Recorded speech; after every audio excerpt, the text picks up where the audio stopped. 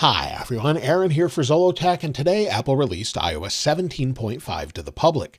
iOS 17.5 is out around the world at the same time for everyone on all iOS 17 supported devices, with new features, changes, and updates. Now, as far as the overall size, well, this will vary greatly depending on which version you're installing from, but it could be anywhere from about a gigabyte or so, all the way up to 6.51 gigabytes, depending on the version you're installing from. If it is 6.51 gigabytes, it's just reinstalling everything.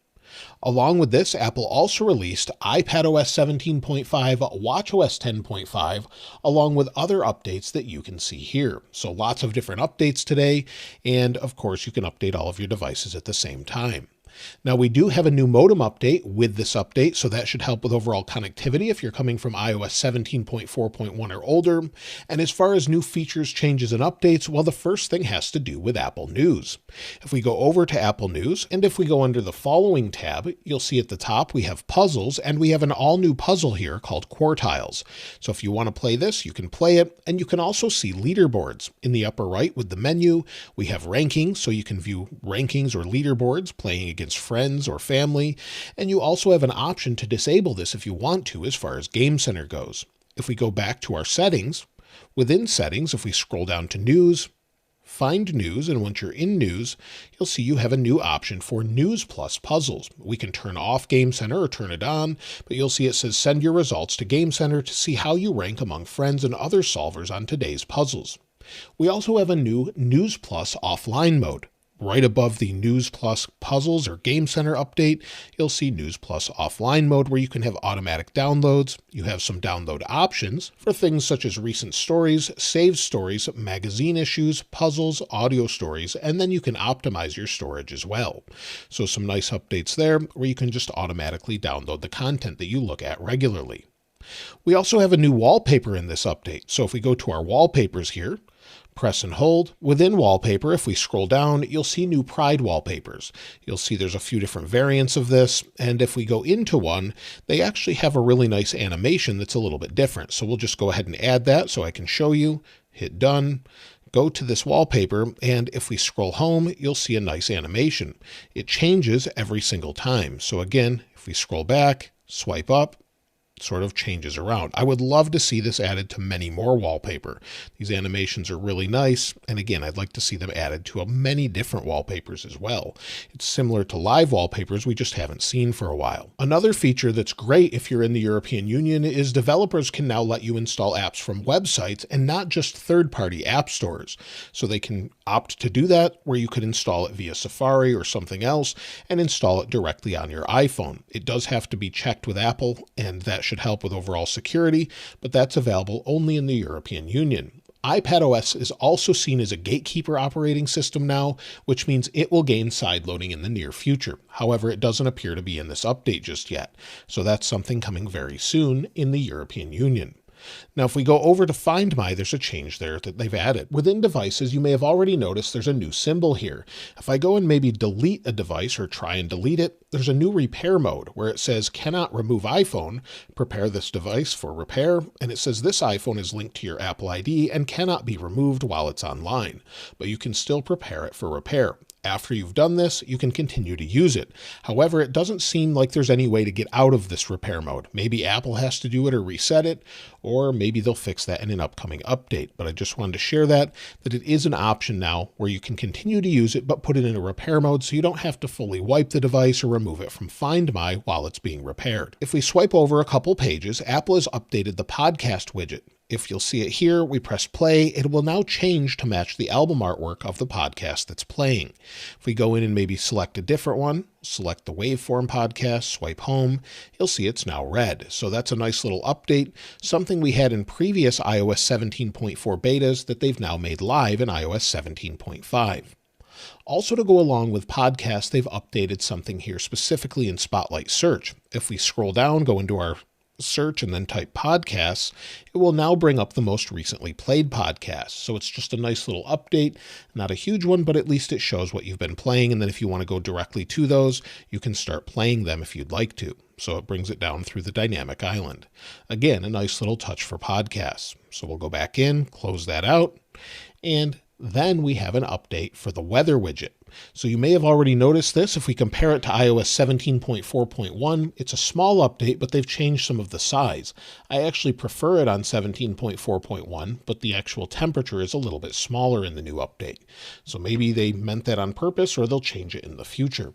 We also have an update in books. If we go into books and maybe you have reading goals set, you now have an indicator similar to an activity monitor that we have for activities. So if we tap on this, you can see your reading goals here, and it'll measure your reading goals throughout the day and just show you at the top of the Books app. If we go into settings, within settings, if we scroll down and go to privacy and security, scroll down again, we have passkeys access for web browsers.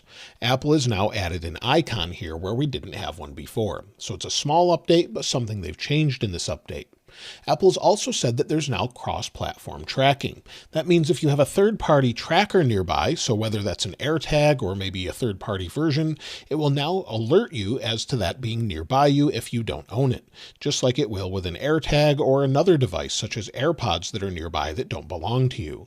So it's a nice little update just to include more devices that aren't necessarily Apple devices. If we go into messages, Apple has updated the behavior of emoji when you search for the word Jerusalem. So if you search for the city, there's no results there. Before it showed a flag in different areas. Now it shows nothing when you're searching for that. Apple has added a new feature that they call a new Apple Universal Link for eSIM install.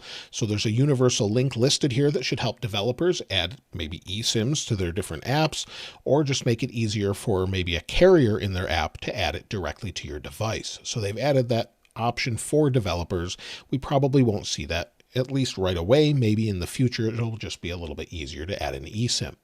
We also have an update for the new Beats Pill that's being released. There's a new Beats Pill portable speaker, and there's a new animation for it that was shared by Aaron P613 on X or Twitter. This is the animation in iOS 17.5, and if you have one of these new Beats Pill speakers, you'll see that once you connect it to the device. With iPadOS 17.5, Apple has added new code to allow for the new iPad Pro and iPad Air models, along with the brand new Apple Pencil Pro. So they've included all of that information so that those devices will work with iPadOS 17.5. There's updates with battery that they've included with this update, and in battery on the new iPad, iPad Air, and iPad Pro, we should see a cycle count or at least battery health. The code is there, but again, they haven't brought it to the current iPads. It looks like they're doing the same thing they did with iPhone 15 and iPhone 14, where the newest phones got the update to show us battery cycle count and more battery health information. It looks like we're gaining that on the iPad, but as soon as it's released, of course, I'll check that out for myself and share it with you. Now, all of the major features are being saved for iOS 18. Of course, that's coming on June, at least for the first betas, so we should see that with June 10th or so, right after the keynote, and then see all of the new features there. So don't expect any major updates until then. But we do have some bug fixes and release notes that I've talked about a little bit already with those new features, but the bug fixes specifically Apple hasn't said. So if we go back into Photos here with the screenshot of the update, it just says that there's bug fixes and security updates. I wish they would give more details, but one bug fix, whether or not we know for sure, is we have an issue with the clock where the alarms don't work properly. Apple is aware of this. They said they'd resolve this in a future update. Hopefully it's resolved in this update. It hasn't been an issue for me for the past couple of versions as far as a beta tester. Hopefully it's resolved here. And if I hear officially from Apple, I'll be sure to share that with you. Within the notes, there's no known bugs that are listed, but we do have some issues such as the wallpaper dimming bug where it desaturates. It doesn't seem to happen all the time, and it looks like it's fixed on this wallpaper, but sometimes you'll set a wallpaper and it will still do it. Hopefully they fix that. We also still have the standby bug. If I bring in this Anker charger, place my phone on it, lock the phone, give it just a second, let it go into standby mode. Once we're in standby, we can swipe through our different clocks, and once we've edited it a single time, we can no longer edit again. So I can't edit this by pressing and holding. If you tap on it, there's no options. It just doesn't do anything. I've reported it in the feedback app. Hopefully we see this fixed very soon. But if it's working now for you, I'd love to hear from you in the comments below. Just like every other iOS update, Apple is including security updates with iOS 17.5. On Apple's security release website, though, typically they don't release the updates as far as what they've specifically fixed until well after the update's released to the public. So by the time you're watching this, it may already be live, and if it is, I'll link this in the description so you can check it out. But you can just go into the previous various ones and see the different bug fixes, and there's always more to list. Sometimes they take days to list them, sometimes it's right away. So hopefully that's updated very soon and they'll let us know. With battery and performance-wise, iOS 17.5 seems to give it a performance boost. Not just benchmark scores or anything like that, but just smoothness overall is very nice. It seems to be very smooth. They've fixed most of the micro stutters on pretty much every device, including the iPhone 11 that I have here. Swiping through, sort of scrolling. Of course, we don't have ProMotion here, but everything seems to be smooth and fast. Most people have reported this all throughout the beta, whether you're going into music in the library, swiping through. You may have a few hiccups or stutters here and there, but in general, it seems much faster than iOS 17.4.1. Now, heat on the device seems to be pretty good. Throughout the betas, it's been improving, at least for me, where it doesn't get that hot on the back. It's staying nice and cool. So I have no complaints here. I do hear from some people when charging, it seems to get hotter than normal, but it does warm up, and that's typical while you're charging. But again, that really relies on a lot of different factors. Overall, I'd say it's doing much better that way with 17.5. Battery life, though, is a different story. Depending on who you ask, it's been really good, and for some others, it hasn't been great at all. For me in particular, it's been okay, but not great. If I go into the battery health, you'll see I'm down to 98% with 184 cycles. And if we take a look at the last 10 days, yesterday I had 2 hours and 30 minutes of screen active time, 3 hours and 28 minutes of screen idle time, and used about 75% of the battery, which isn't great. By the time I go to bed, I'll typically be down to about 20 or 30%. So I may have some issues going on here, but you'll see it's just the home and lock screen, music, maps I did use quite a bit, so maybe that's some of it, as that does use a lot of power, but nothing really out of the ordinary. It just seems to be a little bit worse than normal.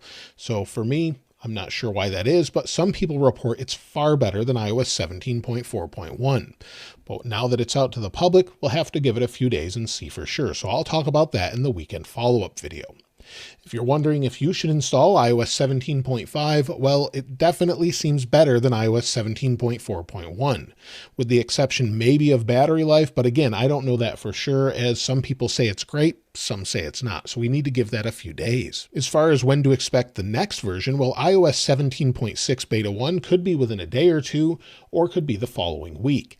That, of course, will be smaller updates, but we'll have those updates alongside iOS 18, where Apple will show iOS 18 Beta 1, or release it on the 10th typically after their keynote at WWDC 2024. They'll release it to the beta testers or developers. Sometimes the public beta takes a couple weeks or versions, and then they'll release it to the public typically in early September before the next iPhone launch. So that's where we'll see all of those major features, but iOS 17.6 should be probably this week or next to go along with that. And so that's pretty much everything in iOS 17.5 so far. There may be some small wording changes here and there. I've seen that throughout, but nothing major other than what I've mentioned already. Now, if you've found anything else that I haven't mentioned, I'd love to hear from you in the comments below. And if you'd like to get your hands on this wallpaper, I'll link it in the description like I normally do. If you haven't subscribed already, though, please subscribe. And if you enjoyed the video, please give it a like. As always, thanks for watching. This is Aaron. I'll see you next time.